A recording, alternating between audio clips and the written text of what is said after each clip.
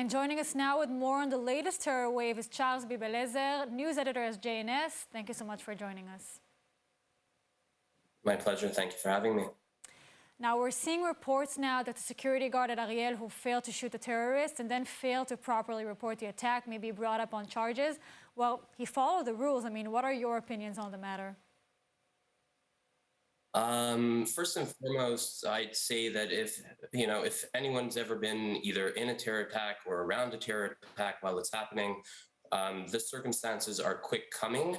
Obviously, these people are trained to address them, but I think it's a little bit too early to judge anyone until all of the facts in the probe is complete. It's possible that he could be brought up on charges, but it's dependent on what the rules of engagement are with intel. Yes, he did fire into the air, which is probably standard practice. The IDF also does so.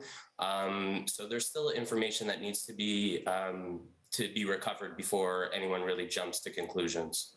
So on that, we've heard analysis that loosening the rules of engagement would have either or no effect or negative effect on preventing terror, as it would either escalate or actually do nothing, especially as terrorists are typically prepared for that before they commit their crimes. What do you think about that?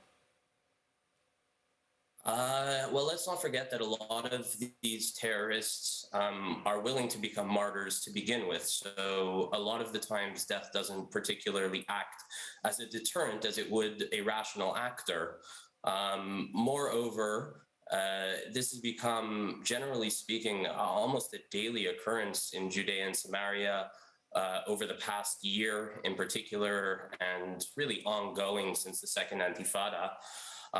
The IDF's been engaged in, obviously, Operation Breaking the Wave since March, which was launched to crack down on terrorist infrastructure in the West Bank.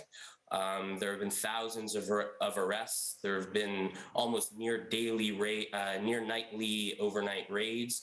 So the IDF is taking this very seriously, and it's pretty hard to imagine that anything less than an Operation Defensive Shield circa 2003 really going into these cities in the West Bank and really rooting out the terrorist infrastructure, similar to what has been done in Jenin, but to a lesser degree and on a much larger scale, can do much at this stage in order to really curb the violence.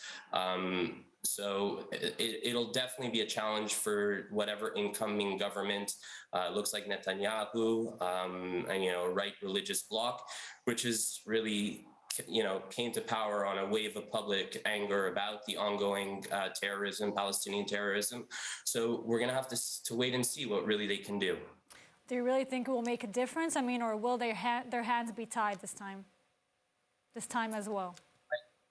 I really, at this point, I think that anything, because the IDF has really gone in. There have been clashes near every single night. Thousands of people have been arrested. There's been deaths on both sides. This is beginning, months ago with the wave of terror that struck Israel. Unless they really go into the cities, I don't want to say reoccupy Palestinian cities, but anything less than that and really sustained intensive military operations to get to the heart of the issue, not necessarily unlike what they did with the Lion's Den, for example, which had emerged recently over the course of the last couple of months, but which the IDF really took a hard line against and pretty much destroyed for the time being, although there will probably be copycat organizations that pop up. Unless you control things on the ground directly in the cities, it's almost impossible to get people to stop coordinating these attacks. This is really a $1 million question, but most of the recent terrorists are operating solo. I mean, Israel prides itself on being a technological powerhouse. Isn't there any way to track this? It's very difficult, but a lot of people describe these individuals as lone wolves, for example. But I think it's important to remember that you have a society, and in particular the Palestinian Authority, which cultivates these attacks. You have, Mahmoud Abbas's Fatah faction, which is the ruling faction in the US-funded and European-funded Palestinian Authority, not only praising these attacks and these attacks being committed by members of these groups, but thereafter paying, lifelong stipends, which are, double, 3 times the average wage in Judea and Samaria. I think that's incentive enough for a lot of people to commit terrorist attacks without necessarily being directly affiliated with one particular terrorist group or another. This is being cultivated from the ground up. It has been for a long, long time. Let's not forget the PLO was pretty much the modern day inventor of modern day terrorism. And it happens to be a product of Palestinian society. Yes, indeed. Charles, praying for more peaceful times. Thank you very much for joining us. Thank you for having me.